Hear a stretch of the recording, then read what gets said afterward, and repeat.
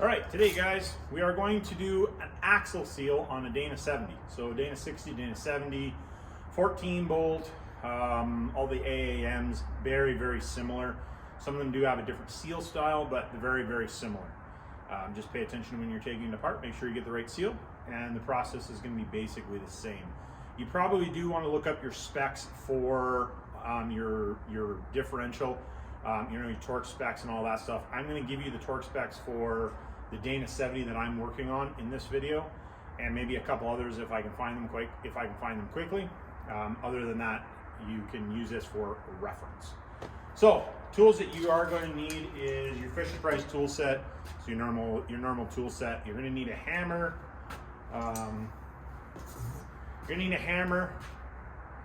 You don't have to use a hammer like this. This is just like a dead blow type steel-faced hammer. You're going to need a socket for taking the big nut off, socket for taking your bolts out of your axle, and obviously take your wheel and your brakes and all that stuff off.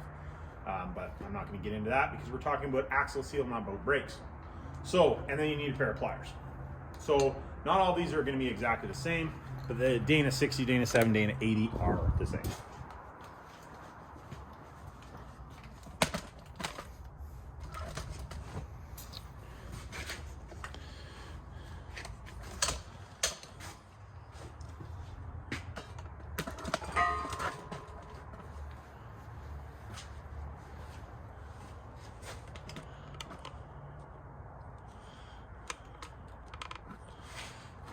So to start with, you're going to want to have a pail or a jug or something underneath here. Obviously not everybody's going to, if you're having it on a hoist, probably have done this before.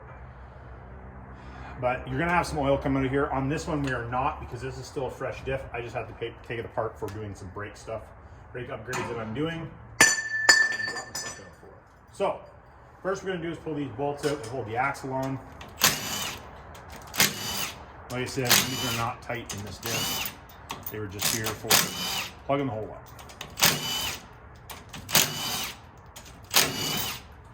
Now, that being said, usually you're gonna have to manipulate this to get it out. It's not gonna just pull out.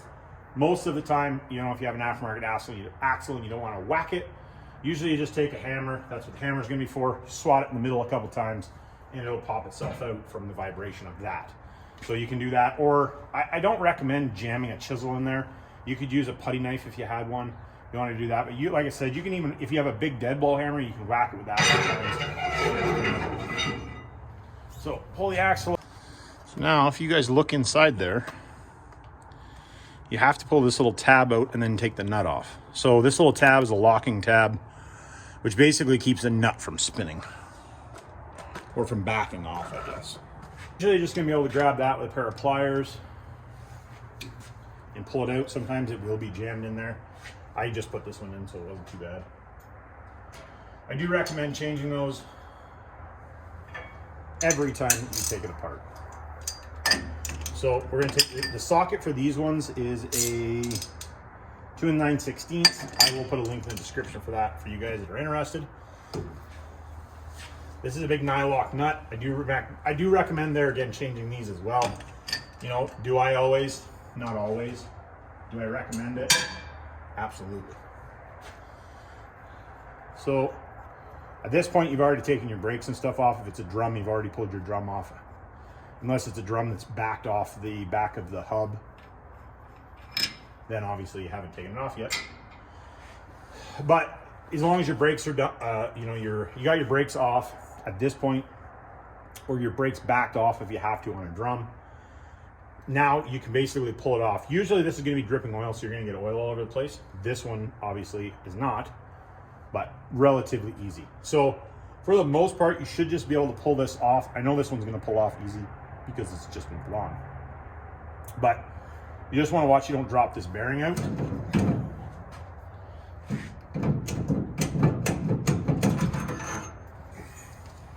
And it literally is that easy.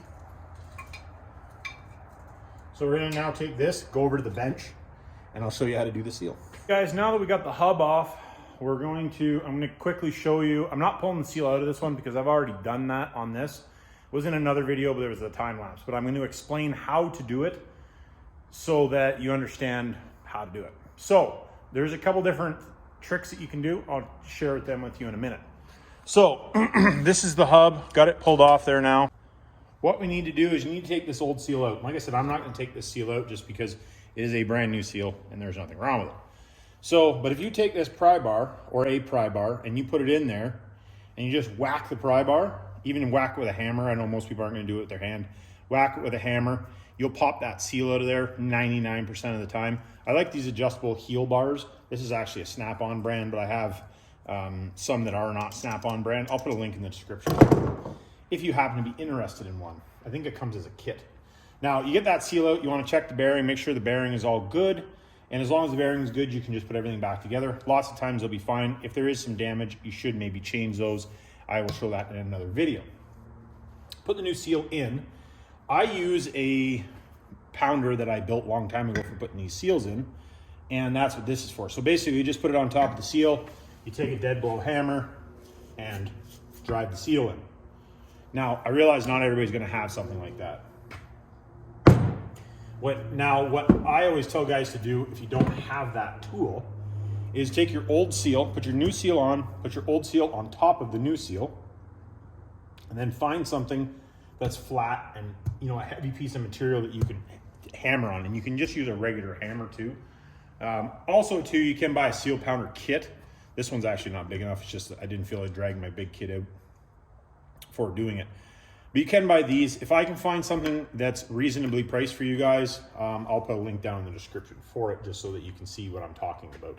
Whether or not you use the link or not, it's up to you. Appreciate the guys that do, but you do not have to. But if you find just basically a piece of plate, now if you kind of take this, I'm just gonna show you here a demonstration of what I mean. So if this is your plate that's the same size as this, you just need it a little bit smaller than that collar. You're just gonna set it on top of the old seal and then just take your hammer and drive it in. The thing is that you want the seal, the outer part of the seal supported. And that's the reason you're putting the old seal in there is for that. So if you can find just a piece of plate kind of like this that has nothing welded to it. Now, if you have a lathe, you can build yourself some. They are super handy if you're gonna keep these trucks around, just to have the tool to do it. But pretty simple to do. You just drive that back in. So now we're gonna go back over to the truck. Now that we've changed that seal, obviously you wanna degrease and clean this all up. Like I said, this is as long as the bearings are good. Now, something that I did wanna mention, when I put these back together after I've cleaned all the bearings and everything, is I always put a little bit of grease on the bearings, which there again, I've already done. Grease or assembly lube or something. I usually use assembly lube just because I have it laying around. But a little tiny bit of grease. You do not want these things to run dry. And you want to articulate the differential after you fill it so that it doesn't run dry, but I always put a little bit of grease on it. I know lots of people say you're not supposed to, but I was showed that, and I've done it that way for 20 years and never had a problem. So that is the reason I do it that way. Want to make sure you get your hub all cleaned up nice, no dirt or crap corruption on there. I put the bearing in the hole myself to help it get lined up, and you don't want to hit your seal on the threads, because if you do, you're going to screw those threads up. Reason I put the bearing in here, that keeps everything all lined up so that when you go to shove everything on, most of the time everything is going to go on as it's supposed to, and it literally just slides right on there. If you're doing the newer diffs that have the other style seals, you will have to tap them on. So usually what I tell guys is you just get your nuts or your bearings started on there, get your nut. I do recommend replacing these if at all possible because they are nylock. These ones are brand new ones, they've never been run, though I have had them off a couple times. If you're, like I said, if you have one of the newer style ones, one of the newer AAMs and stuff, you want to just snug this up. You don't really need to tighten it too much, and just take a dead blow and whack this face a bunch of times. Not a bunch of times, maybe 4 times or something. And just make sure that seal gets set. And then same with after you get it all tight. Just give it a swat a few times. So what you want to do on this is they want you to torque it at 120 to 140 foot-pounds and then back it off until you have 1 to 3 thou end play. So if you want to measure that, super easy, just take your dial indicator on your magnet stand I'll put a link in the description for that if you don't have, so you know what I'm talking about. Actually, let me go grab one so I can show you.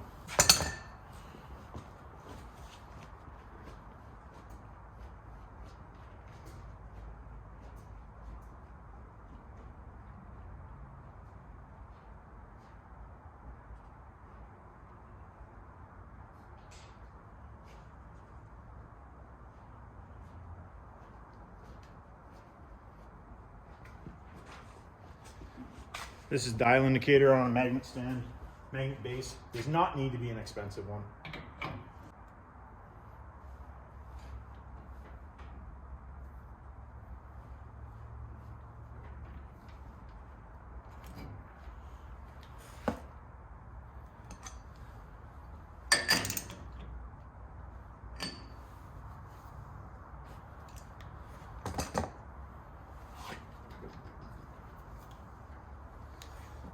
I can just feel a little bit of a click there now.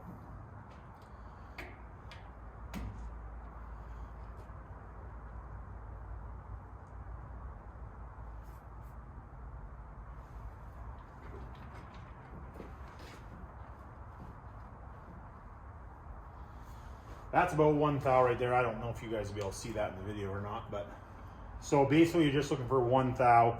1 to 3 thou is what they call for spec. Like I said, there again, I prefer to have 1003, especially on a new bearing set, because I would rather it not get too tight or not be too loose, because it will loosen up a little bit. Now, you want to make sure you put these new little tabs. If you buy a new nut, buy a new little tab. Regardless, I do recommend to replace these with new. And basically all they do is dig into the nylock to keep it from spinning, is their purpose. And you just hammer them in. She's good to go. That's all there is rote to that. Putting your axle back in, all you want to do is put your gasket on, or silicone, whatever you're going to use. I like the gasket, I like the silicone. Depends on the job that it's doing. On this, I'm going to use the gasket just for ease of taking it apart. Even if I need to take it apart, you don't have to clean the silicone. But we are going to, I'm not putting that on right now, so you just have to work with your imagination.